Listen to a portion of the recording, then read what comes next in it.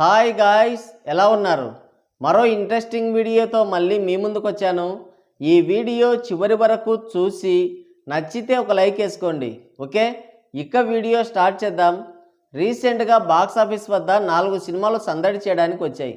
వాటిల్లో 2 డబ్బింగ్ సినిమాలు, 2 స్ట్రైట్ సినిమాలు. Mad square, Robin hood 2 straight సినిమాలు అయితే, మోహన్ లాల్ అంకుల్ నటించిన ఎంపురాన్, చియాన్ విక్రమ్ అంకుల్ నటించిన వీర ధీర శూర 2 డబ్బింగ్ సినిమాలు. అయితే ఈ సినిమాలనే చూడలేక లంగోటాలు ఊడిపోయేలా ఆడియన్స్ పారిపోతుంటే ఉన్న దరిద్రం చాలదన్నట్లు మళ్ళీ వీటికి సీక్వెళ్ళు ప్రీక్వెళ్ళు ప్రకటించేశారు. అయితే ఈ 4 సినిమాల్లో ఉన్నంతలో కొంత ఉపశమనం కలిగించిన సినిమా ఏది? ఈ వీకెండ్లో, ఈ పండుగ సీజన్లో ఏ సినిమాకి వెళ్తే బెటర్ అన్న విషయాలు ఇప్పుడు తెలుసుకుందాం. Mad square, Robin Hood, Empuraan, Veera Dheera Soora ఈ 4గింటిలో ఒక్క సినిమా కొంచెం థ్రిల్ ఇచ్చింది, కాస్త బెటర్ అనిపించింది, కొత్త కంటెంట్ అనే ఫీల్ ఇచ్చింది. అదేంటో ఇప్పుడు చూద్దాం. నెంబర్ 1 ఎంపురాన్. మోహన్ లాల్ అంకుల్ నటించిన లూసిఫర్ సినిమాకి ఇది రీమేక్. ఈ లూసిఫర్ మొదటి పార్టు ఆల్రెడీ తెలుగులో రిలీజ్ అయింది. అయినా సరే మన పెద్ద నక్షత్రం చిరంజీవి గారు రాడ్ ఫాదర్ పేరుతో రీమేక్ చేశాడు. మన అదృష్టం బాగుండి అది ఫ్లాప్ అయింది, లేకుంటే ఈ దరిద్రాన్ని కూడా రీమేక్ చేసి ఉండేవాడు. ఫ్లాప్ అయి బతికిపోయాం. ఎంపురాన్ అంటే రాజు కంటే ఎక్కువ, దేవుని కంటే తక్కువ అని అర్థమంట. ఇక్కడ కామెడీ ఏంటంటే దేవుడెవడో రాజెవడో మనకు తెలియదు. సరే, ముందుగా కథ విషయానికి వస్తే ఇది లూసిఫర్కి కొనసాగింపుగా మొదలవుతుంది.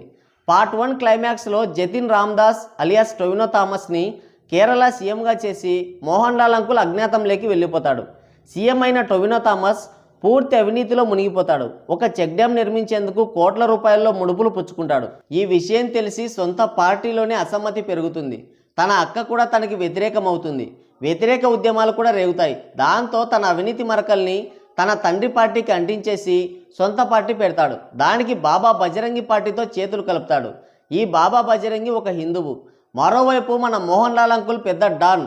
కనిపించినప్పుడల్లా స్లో మోషన్లో ఎమోషన్ లేకుండా అటు ఇటు తిరుగుతూ ఎవడో ఒకరిని చంపుతుంటాడు. టొవినో థామస్ ఇలా చేశాడని తెలుసుకొని మళ్ళీ ఇదే స్లో మోషన్లో కేరళకు వస్తాడు. తర్వాత ఏం జరిగింది అనేది తెలుసుకోవాలంటే మీరు ఈ సినిమా చూడాల్సిన అవసరం లేదు. ఎందుకంటే ఏం జరగదు. తలా తోక లేకుండా సినిమాని మొదలెట్టి మళ్ళీ తలా తోక లేకుండానే ముగించి పార్ట్ 3కి ప్లాన్ చేశారు. అది మ్యాటర్. ఇక సినిమా ఎలా ఉందంటే 2x స్పీడ్లో చూసినా ల్యాగ్ అనిపించేలా ఉంది. సినిమా స్టార్ట్ అయిన గంట తర్వాత వచ్చిన మోహన్ లాల్ అంకుల్ వచ్చినప్పటి నుంచి స్లో మోషన్లోనే తిరుగుతుంటాడు. ఇదే దరిద్రం అనుకుంటే ఇందులో ఉండే ప్రతి క్యారెక్టర్కి చివరికి విలన్లకు, క్యారెక్టర్ ఆర్టిస్టులకు కూడా స్లో మోషన్ వేసి పారదొబ్బారు. ఇంకోటి, మోహన్ లాల్ అంకుల్ పెద్ద డాన్ అన్నట్టు చూపించారు. వాళ్ళు ఇచ్చిన బిల్డప్ ఏమో డైనోసార్ ప్యాడ్ అంత అయితే, ఇందులో చూపించింది పిట్టరెట్ అంతా.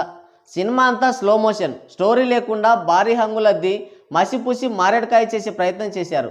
సినిమా అంతా డొల్లా. ఇంకోటి, హిందువుల్ని చాలా నీచంగా చూపించారు. పృథ్వీరాజ్ క్యారెక్టర్ని లేపడానికి బోర్డు ఫ్లాష్ బ్యాక్ ఒకటి పెట్టారు. దానికి వెయిట్ తీసుకురావడానికి బాబా బజరంగిని అత్యంత క్రూడ్ అన్నట్లు పాశవికంగా చూపించే ప్రయత్నం చేశారు.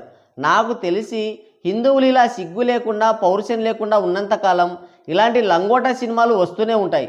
మొత్తానికి ఈ సినిమా అయితే దొబ్బింది. ఇక ఇంకోటి, రాబిన్ హుడ్. నితిన్ అన్నయ్య, శ్రీలీలక్కయ్య నటించిన ఈ అద్భుత కళాఖండం కూడా ఇదే సీజన్లో రిలీజ్ అయింది. డేవిడ్ వార్నర్ కూడా ఉండడం ఇంకో బోనస్. వీళ్ళ పర్ఫార్మెన్స్ ఏ విధంగా ఉందో ఇప్పుడు చూద్దాం. ముందుగా కథ విషయానికి వస్తే, హీరో నితిన్ అన్నయ్య ఒక అనాథాశ్రమం కోసం దొంగతనాలు చేయడం మొదలు పెడతాడు. అలా దొంగతనాలు చేస్తూ రాబిన్ హుడ్లా మారిపోతాడు. పెద్దయ్యాక హై ప్రొఫైల్ దొంగతనాలు చేస్తుంటాడు. దాంతో ఈ రాబిన్ హుడ్ని పట్టుకోవడానికి హోమ్ మినిస్టర్ ఒక స్పెషల్ ఆఫీసర్ని అపాయింట్ చేస్తాడు. అతను కూడా ఈ రాబిన్ హుడ్ని పట్టుకోలేకపోతాడు. కానీ అతను పట్టుకుంటే ఆశ్రమానికి ఇబ్బంది అవుతుందని తనే అక్కడి నుంచి వెళ్ళిపోయి రాజేంద్ర ప్రసాద్ దగ్గర సెక్యూరిటీ గార్డ్గా జాయిన్ అవుతాడు. మరోవైపు సామి అనే విలన్ రుద్రవనం అనే ఊరిలో అక్కడ పండించే గంజాయికి ఎక్కువ డిమాండ్ ఉందని ఆ ఊరు మొత్తాన్ని ఆక్రమించుకొని ఎదిరించిన వారిని చంపి మరీ అక్కడ గంజాయి సాగు చేస్తుంటాడు. తనకి డబ్బు కాదు, ఇంటర్నేషనల్ లెవెల్లో మార్కెట్ కావాలని చూసే సామి ఆ రుద్రవనం ఊరికి పెద్ద దిక్కైన వ్యక్తి మనవరాలిని ఆ ఊరికి రప్పిస్తాడు. ఆ మనవరాలే మన శ్రీలీలక్కయ్య. వాళ్ళ నాన్న పెద్ద సైంటిస్టు. అందుకని ఆ గంజాయిని చట్టబద్ధంగా పండించాలంటే లైసెన్స్ కావాలి. ఆ లైసెన్సు శ్రీలీలక్కయ్య వాళ్ళ నాన్న మాత్రమే ఇప్పించగలడు. అందుకని పక్కా స్కెచ్ వేసి శ్రీలీలని ఆ రుద్రవనానికి రప్పిస్తాడు. ఆస్ట్రేలియా నుంచి వచ్చిన శ్రీలీలకి నితిన్ అన్నయ్య సెక్యూరిటీగా వెళ్తాడు. తర్వాత ఏం జరిగింది అనేది మిగతా స్టోరీ. ఇక సినిమా ఎలా ఉందంటే వీళ్ళు ఇచ్చిన బిల్డప్కి సినిమాలో ఉన్న కంటెంట్కి అసలు సంబంధమే లేదు. ఏదో అనుకొని ఏదేదో చేసి ఇంకేదో చూపించారు.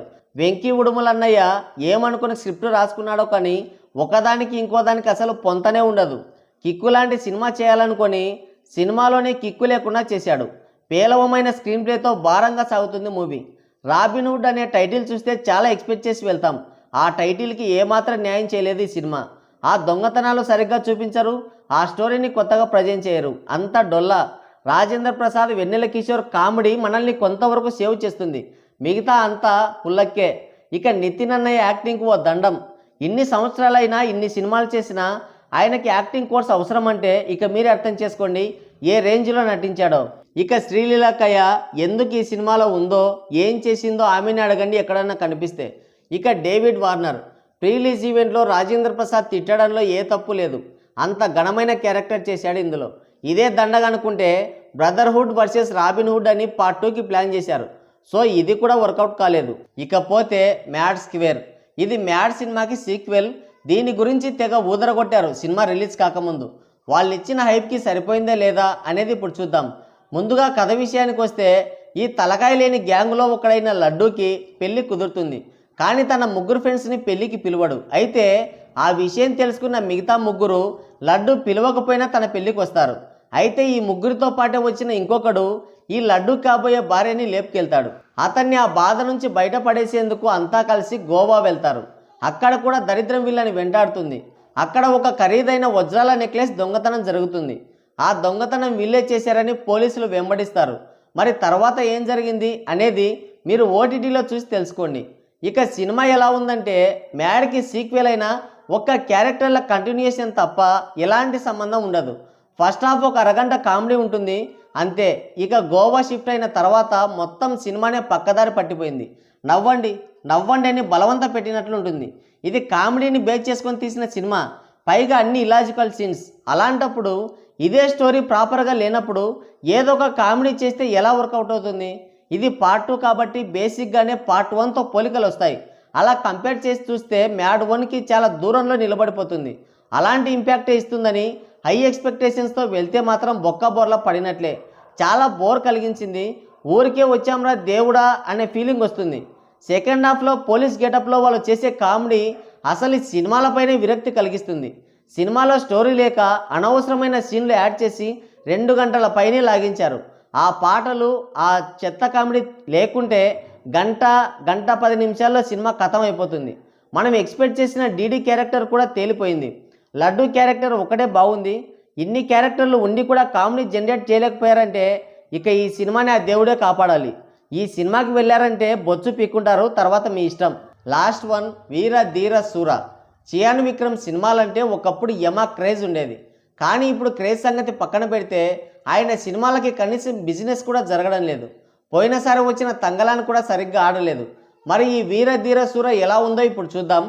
ముందుగా కథ విషయానికి వస్తే, హీరో కాళీ, అదే మన విక్రమన్నయ్య, ఒక మిడిల్ క్లాస్ పర్సన్.